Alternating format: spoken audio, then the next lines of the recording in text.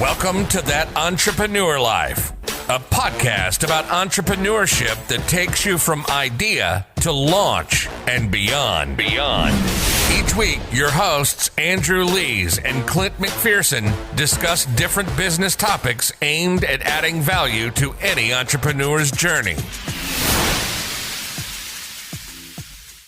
Welcome back, everyone, to another episode of That Entrepreneur Life. I'm Andrew Lees, and I'm here with my co-host, Clint McPherson. What's up, man? How you doing today? Not much. Just glad to be reunited with you, man, and yes, sir. Finally getting back and recording an episode together. We've been flying solo for the last few episodes. Yeah, kind of back and forth a little bit there, but it's... Exactly. But we've got a very special guest on the show today. He's a business coach who helps individuals and teams take their productivity to the next level. Stick around for actionable advice that can help transform your business. But before I introduce our special guest today, I want to remind you to subscribe to our podcast and to our mailing list through our website so you don't miss out on all the free resources we have to help you start and grow your business. With that said, I'd like to welcome our guest today, Robert White, to the show. How you doing? Hey, I'm great. It's great to be with you guys, and I apologize for not having a baseball hat. That's okay. Yeah, it's well, I'm growing my hair out a little bit over here, and so it's either sort of like up in a ponytail type thing, but usually it's so much easier to throw it in a hat, and I'm not too keen on the whole ponytail thing yet, so I gotta figure it all out. But Clint's very consistent with his hat. Got that Entrepreneur Life hat there, which is awesome. You got to be branded these days. Absolutely. Yep. So Robert, man, it's great to have you on. And we like to start all of our episodes with just, a question that really helps us understand you a little bit and how you got to where you are, right? So can you take us back, our listeners, me and Andrew, back to when your entrepreneurial journey actually started and what it is about entrepreneurship that really gets you motivated and keeps you moving every day? Look, I'm old, so that's a long story. That would be a simple way to say that. But as a kid, I was an entrepreneur. I did a lot of different things on my own.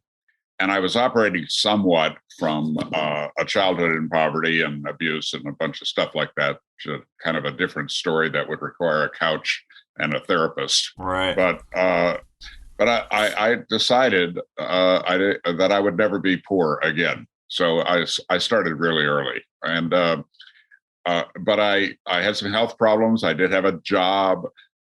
I got into a part-time sales thing, and I was horribly prepared for it. I'm an introvert. I didn't have any skills. I didn't have the right attitude.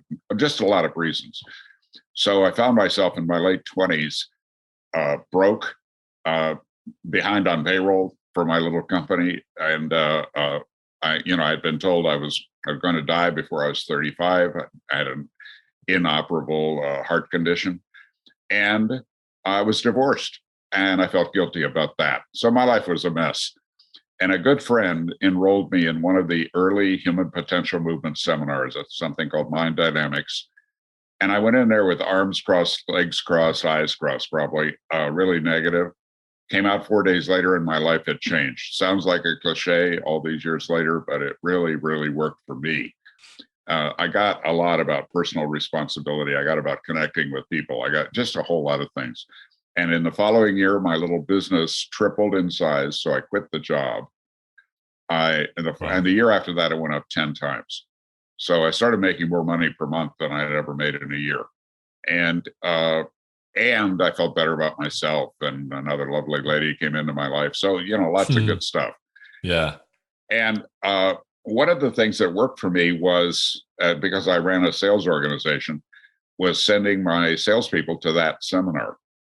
Okay. And then my friends and my family. And I was in front of a lot of people. So I enrolled over 400 people in that training. I didn't know anything about it. I didn't understand it. I didn't know who ran it. I didn't know anything about it. I just knew that if I sent people to that training, they came back and they were more productive. And so it was kind of selfish, in lots of ways. And so they found out about me, that company. And I got a phone call from the founder of the company, and he flew me out to California. And 10 days later, I was president of Mind Dynamics. So I did spend Wow. I spent 4 years as not an entrepreneur, Hmm. except that I had a lot of freedom. So Right. as I look back Yeah, on it, it was kind of entrepreneurial. sure. And first 2 years straightening out the U.S. operation, and the second 2 years creating 5 foreign subsidiaries. So at early 30s, I got to travel the world. Incredible experience, incredible learning, and all that. And in that process, the only country I said no to was Japan. Ironically, and it was too expensive. The language is backwards. There are lots of reasons to say no, but Yeah. uh, they weren't happy with me saying no, and so they called me about once a month and insisted that I come and set up an operation there. Some things changed with my dynamics, so I resigned. I started a company called LifeSpring. I kept getting those calls from Japan. I kept saying no. This is a startup. We're crazy busy here. Right. I can't jump Can't across the keep up with Pacific. it. Yeah. So and then I sold LifeSpring. And so now, and I put every penny that I had into it. Your entrepreneurial audience certainly understands that. Mhm. It was self-funded. And I sold it to the staff for nothing down and forever to pay. And the old joke is that they took longer than forever to pay. So I was unemployed. I had a family. I had a mortgage. All of that stuff. And I'm broke. And so the people from Japan called and said, "Come for 3 months. Set up a program. You can leave. We'll pay you for 1 year." Wow. I went, "Oh, that's good." Yeah. So, That's a good So I deal for somebody unemployed. yeah. So I went to Japan for 90 Mhm. days, stayed the first time 11 years, formed a company called Arc You International. stayed in Japan for 11 years? Yes, the first Wow. time. Okay. I came back later, but we created a company that became the second largest personal growth training company in the world. And we were in 15 training centers around Asia and in 5 countries. And we did really well. And so that's my entrepreneurial journey. It's amazing. I ended up quitting, kind of. And the entrepreneurial journey, when you've got 240 people and all those operations, you just basically work all the time. And Can imagine. Yep. and I wasn't. I think I was not as mature as I needed to be, so I worked too much. And at 46, I kind of quit. I moved to Aspen, Colorado, built a 15,000 square foot house, bought a jet, traveled with the late John Denver for 6 months. Was on 6 nonprofit boards. I mean, I really enjoyed it. And in doing that, lost control of my company. So, okay. But I don't regret the 12 years in Aspen.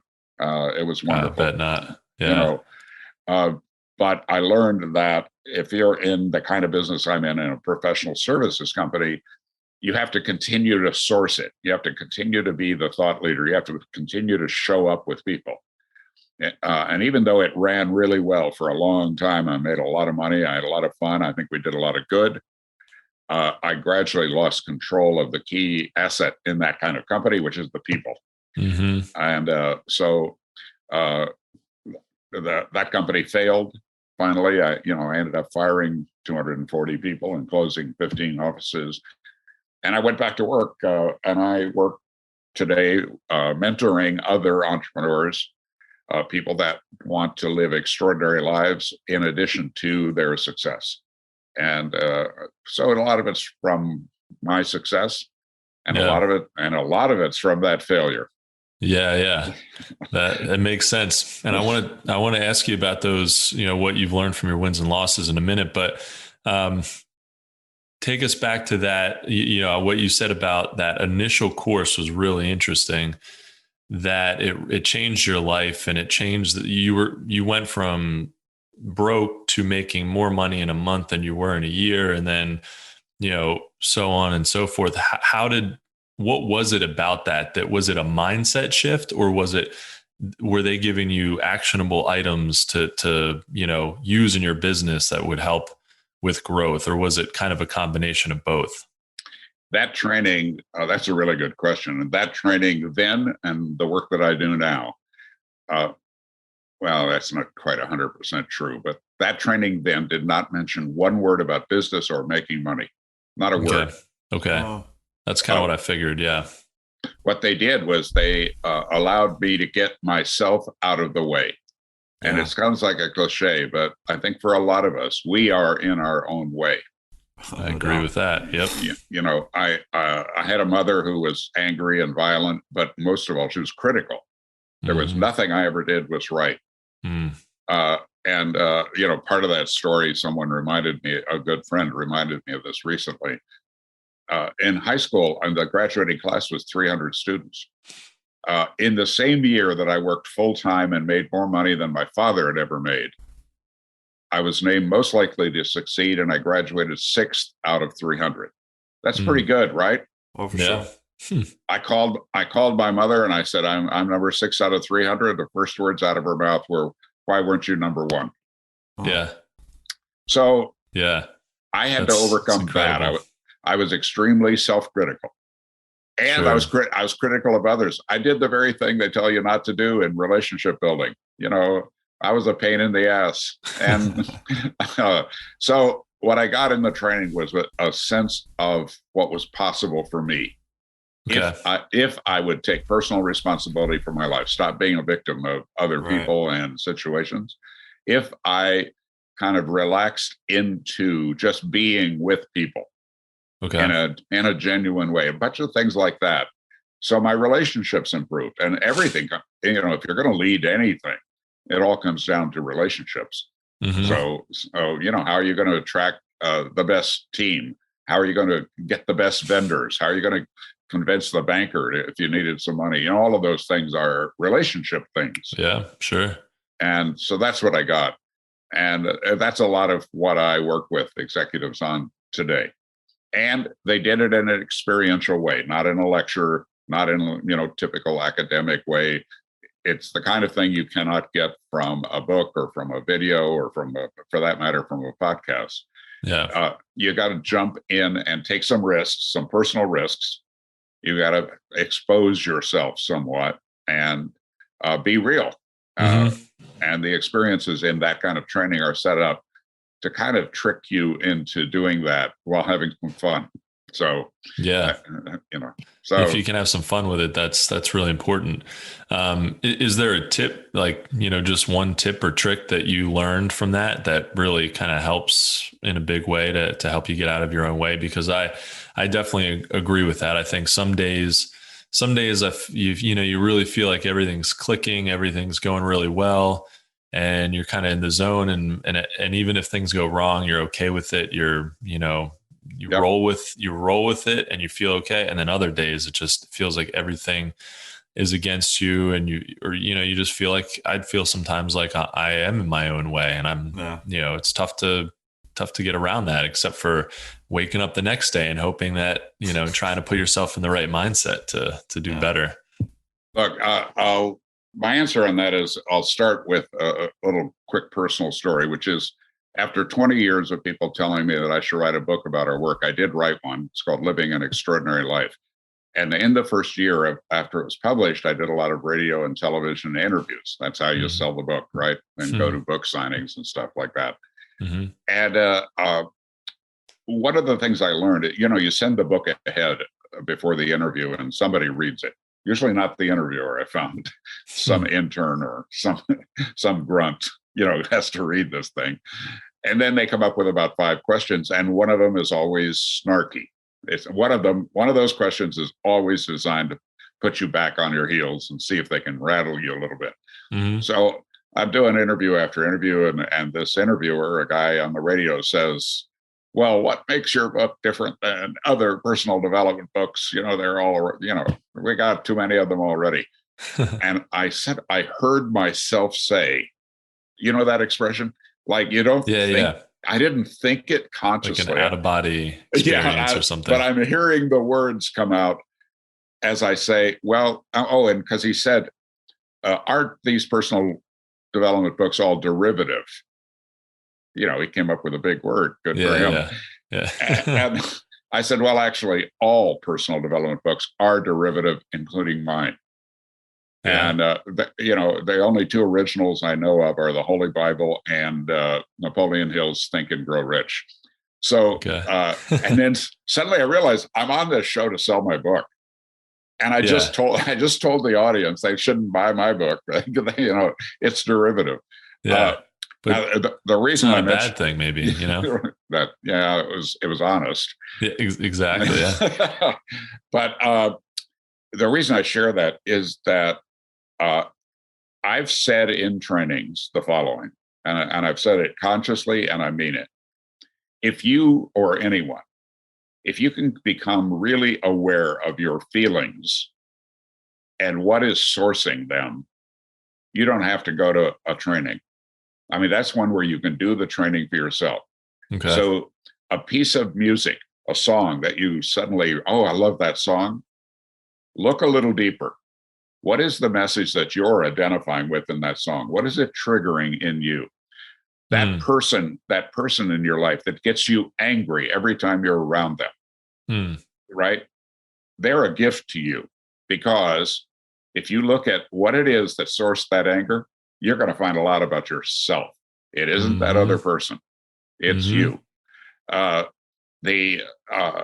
Something you read, a person you experience, a song, a movie, anything that touches you emotionally and causes you to be angry, sad, joyful, or fearful are like an open gate to what's next for you in terms of what you need to learn about you. Okay. And it's going to make you more vulnerable. It's going to make you more powerful. It's going to make you more clear. And I do think that there are books that really can help. There are videos that can really help. But ultimately, and I think the old line is, never ask a barber if you need a haircut. Right. So don't ask me if you should go to a high impact experiential learning event. I'm going to say yes. I'm going to say yes. Sure. Come and do this training that I'm doing tomorrow and the next 4 days. Right. Well, that's the thing. I mean, you're going to get more. People are going to get more out of that kind of experience for sure. But it's always cool for to kind of understand a little bit about it and what are some things that people can do on their own.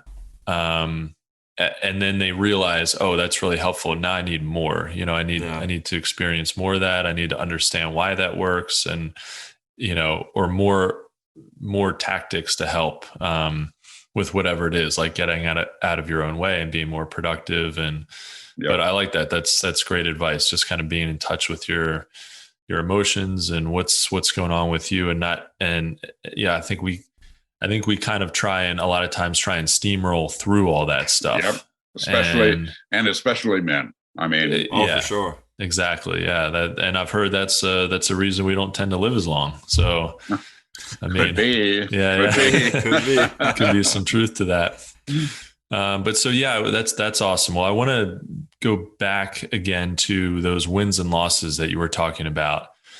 What were your biggest takeaways from the wins, and what were your biggest takeaway from the losses as well? Because you can always learn something. You're always learning something in the wins and the losses. Well, wins first, simple one.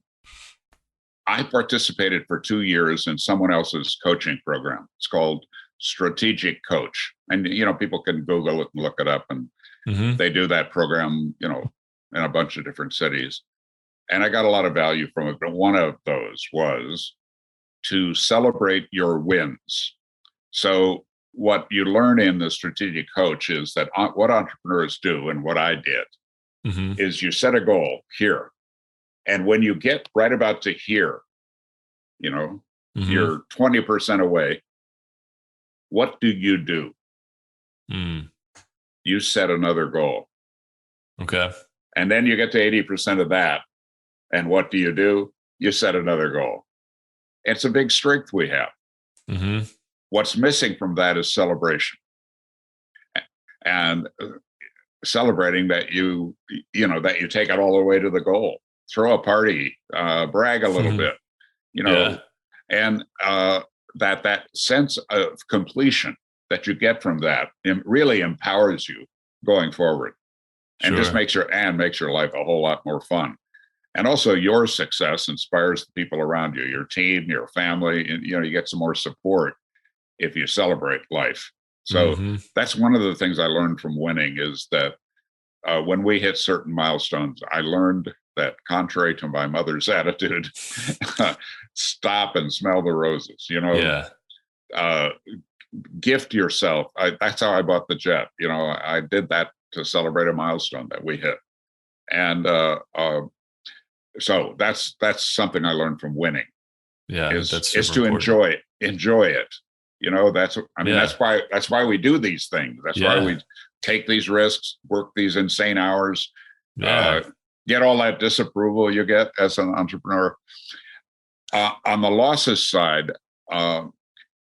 another story. I went back to Japan after the first 11 years. I went back for a year when the Japanese economy exploded negatively, blew up. They called it bursting the bubble. That's what they called it.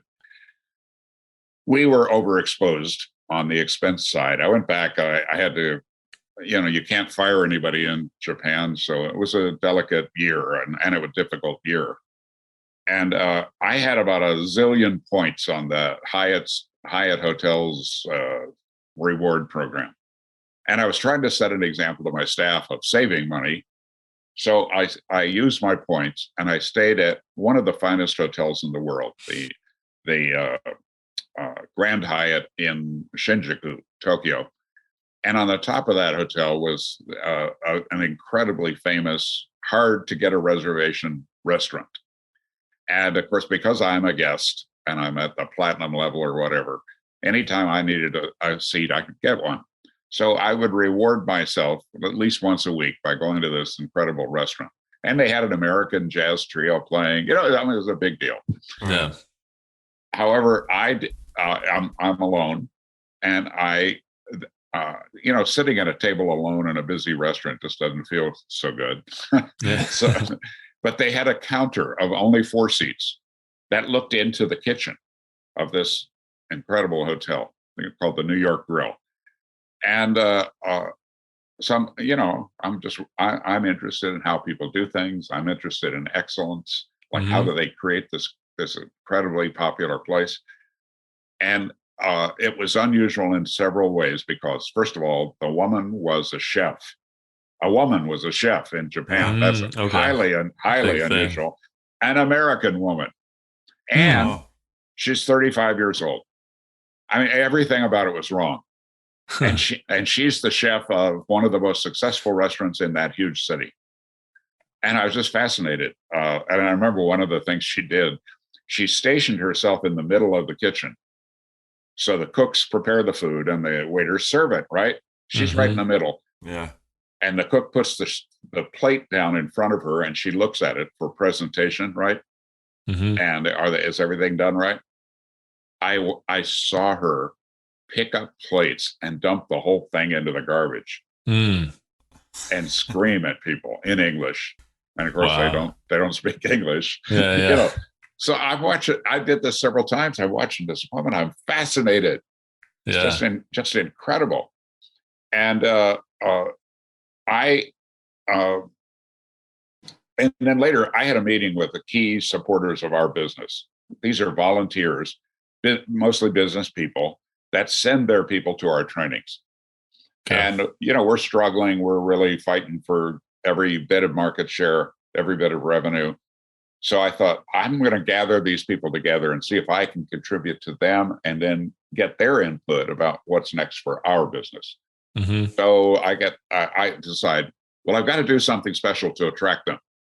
So I said, I'm going to invite this woman, this chef, to be a speaker, for our little thing. So I went to the hotel manager. I said, I really want to do this. He said, great, I'll arrange it. And the next day he came to my room with a bottle of wine and other gifts and said no. She said no. Really? Yeah. Anyway, I struggled through that. And I got her to come. And she came in the room. She was angry. She was resentful. I mean, I leaned on, my relationship with Hyatt to get her to come. Wrong approach, right?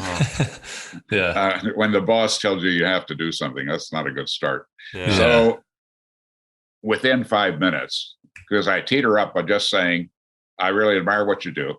Mm-hmm. And if there's anything you can share with other business people, we want to hear it.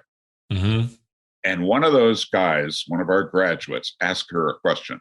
He said, I understand how you create a good dish, one good dish. I understand you can do that for one night, but how do you do it every day?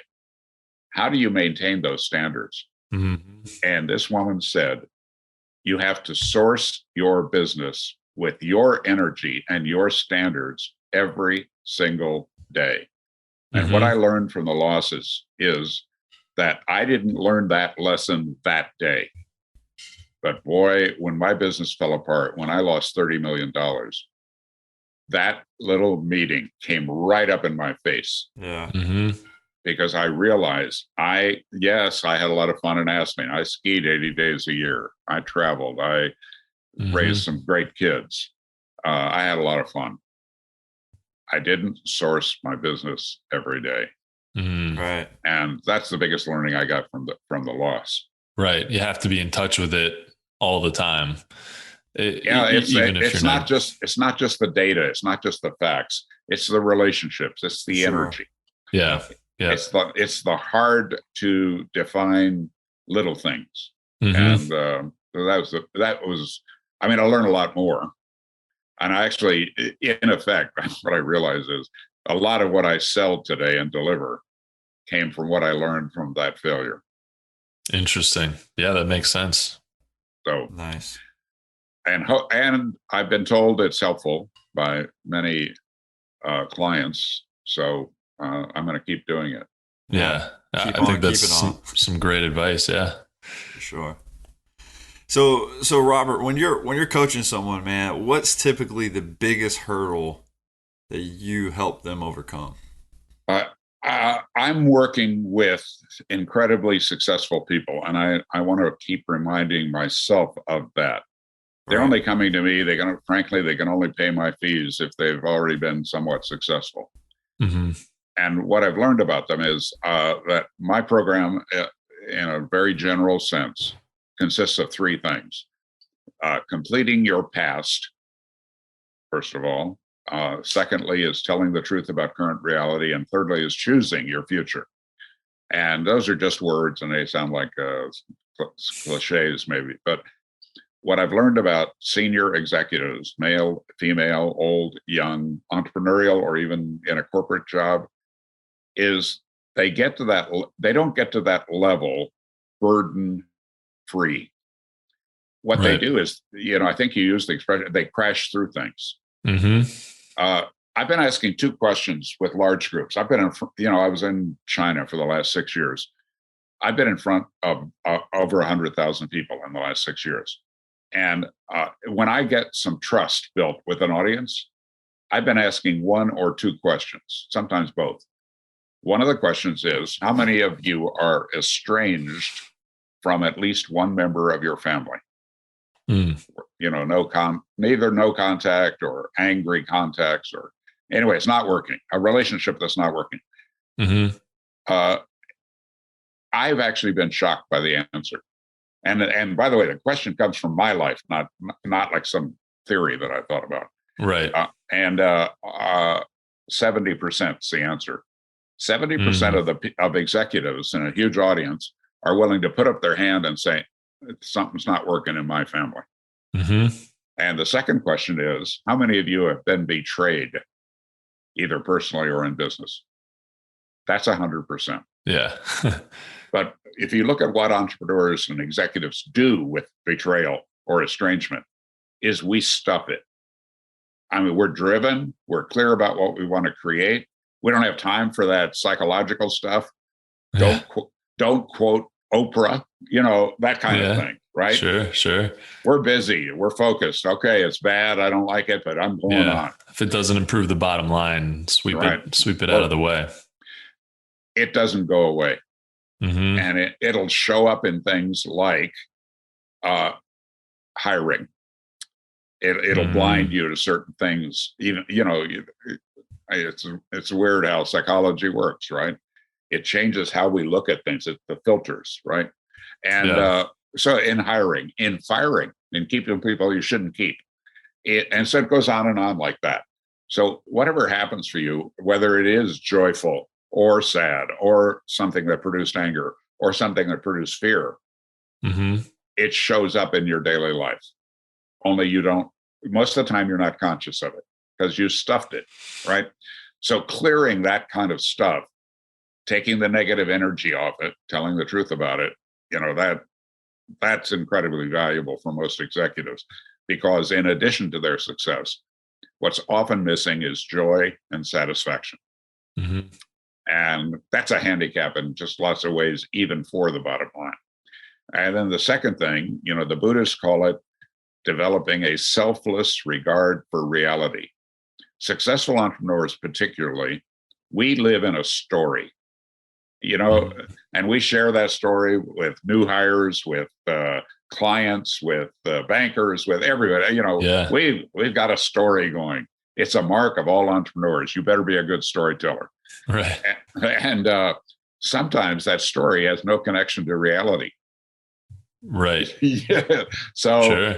If you can get your stuff out of the way and just see the truth about your sales, about your people, about the market, and it's incredibly valuable. If you've done those two things, completing your past and learning to better tell the truth about your current reality, what you do is kind of clear a space for an extraordinary future. And not the future that your parents thought you should have, not what the culture tells you, not what's correct or right or any of that, but a future you really chose, something that really lights your fire and resonates with everybody. Yeah, lights you up. So that's kind of a model of what I do in working with people. And yes, I've had the experience of running a high impact experiential learning company with, some people refer to it as herding cats, 70 full-time trainers, half of them with narcissistic personality disorder. You learn a lot, and so that's what I do. Yeah. And you have to use the practices that you teach in order to, drive the success of your business too, which is pretty cool, because you can really show you can demonstrate how that works by how well your organization is run, how the people operate, how, and how you're able to scale that. When I think I was challenged recently by a friend he asked me, what's your competitive advantage? Robert White, as a person and as a mentor. And I said, I've been there and done that. I didn't just read some book or go to some college class. I've been out there in the world, winning and losing, and hopefully learning from some of it. Yeah. That's what I attempt to share. Sure. Yeah, that makes sense. So what's been the most challenging thing for you about being an entrepreneur? You might have already mentioned it, but so far, what's been the most challenging part of the entrepreneurial journey for you? I'm not sure. Maybe if given some time, maybe I could answer about most. I've learned that I can become a prisoner of my own story. First of all, I get so wrapped up in it that I don't see things that are so obvious, and later it's that, how did I do that? Or why did I do that? So that's one thing. I've learned that if I had it to do over again, I would have integrated my personal life more into my business. I don't like that word. I don't like that word balance. I think balance is really tricky and really difficult, but I think you can integrate. I think people, and I know some of them, have integrated better. I would have learned how to play more often when I started making a whole lot of money. And Aspen was an extreme experience of that. It was extreme though. It wasn't integrated and balanced. I went from work all the time to play all the time. Yeah. I didn't get to that point. So that's been a painful learning. I sent one of my sons, to an outward bound experience. I think he was 15 years old, and it was up in Oregon somewhere. And the food you ate on day 30, you packed in on day 1. It was a tough deal. I mean, you got the big pack and you're sleeping on the ground and all that kind of stuff with a group of other teenagers. And when he got back, I said, of course, and I paid for it. I sent him there, all of that stuff. Mm-hmm. And I care about my son. So I said, hey, what did you get? What did you learn? Yeah. And or I said, how was the experience? He said, it's fantastic. Thanks, Dad. It was wonderful. And by the way, I finished that conversation by saying, well, do you want to do it again next year? He said, hell no. Yeah, like, thanks, great experience. Check that off my list and we're good. Yeah. But he said, I said, well, what did you learn specifically? And he said, I learned you can't trust everybody. Okay. And I would apply that to myself. I think something that's a strength for me is I lean toward trust. I lean toward accepting people the way they are, and I like people and all of that. I've found out that sometimes my kind of positive, everything's going to be great attitude gets me in trouble with certain kinds of people. And that I miss out on signals that I later look back and I go, the signal was there. But sure. my natural way of being caused me to not see it. So that's one of the painful learnings. And you lose money or you get embarrassed or there's things like that. But the feeling of that betrayal, that's the tough part. That's painful. Yeah. Yeah. Especially when you are so positive and you like people and you want to see the good in people and especially when you're a positive person, I think that's really tough, because you just want things to work out, and they don't always work out. But I think, it sounds like you're the kind of person who wants to figure it out, find the solution. And that's tough when things don't work out and people don't respect that and respect you. Yeah. And of course, one of the distinctions we teach a lot of it's about responsibility and personal responsibility, owning your own life. And the distinction that's interesting is, am I responsible to that person or am I responsible for them? Right. And, our teaching is you cannot be responsible for another person after they're 21 years old. Yeah. You can only be responsible to them in terms of how you behave and how you hold them to account. They're adults now, right? And I've made that mistake. I've thought that I should be responsible for some people. And that leads to a lot of resentment. It leads to a lot of disappointment. Often, by the way. Both ways. And it disempowers the other person because you're taking responsibility for their life. Yeah. It doesn't work. Yeah. It's a lose-lose kind of deal. So Agreed. So Robert, as we wrap up this episode, man, if you could leave our listeners with one piece of advice, what would it be? We're going to revoke your podcaster credentials for that question.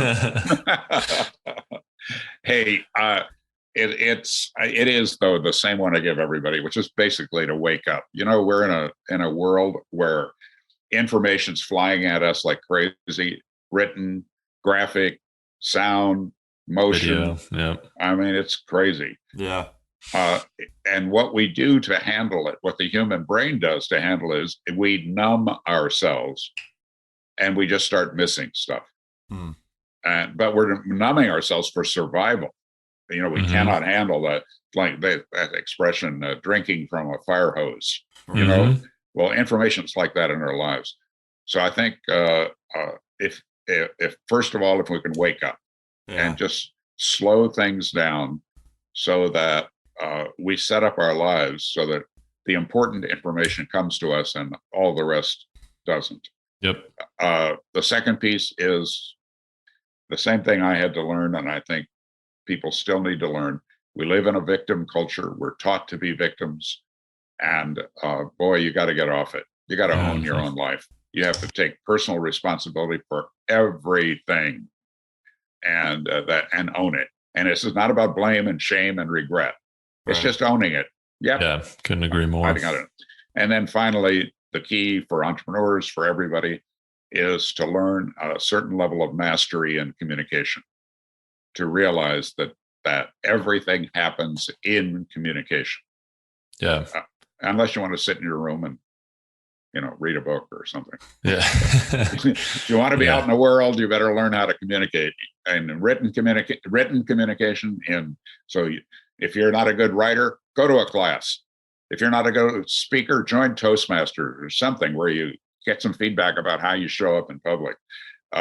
If you're not a good listener, get somebody to bitch slap you, and stop you and wake you up and get you to listen. So those three things: wake up, take responsibility, and communicate better. Your life will get better and your business will get better. Yeah. I love it, man. Couldn't agree more. Yeah. Yeah, and I don't think we could have got that without asking that last question. So, well,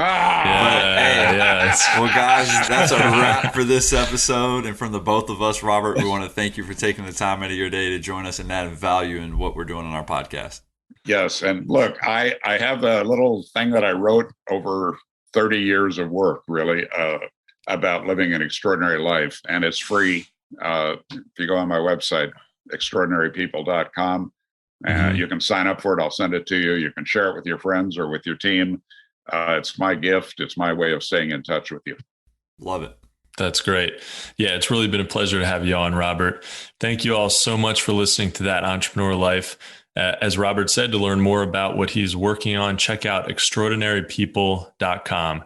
If you like what you heard today, please subscribe to our podcast, and don't forget to download our free ebook about the success mindset at thatentrepreneurlife.com. Thanks for continuing to support what we do as entrepreneurs, and don't forget to join us next week for another episode of That Entrepreneur Life. Thanks for listening to That Entrepreneur Life podcast. Be sure to visit thatentrepreneurlife.com to join the conversation, access our show notes, and discover our fantastic bonus content. Don't forget to join us next week for another episode as we continue to add value. Until next time.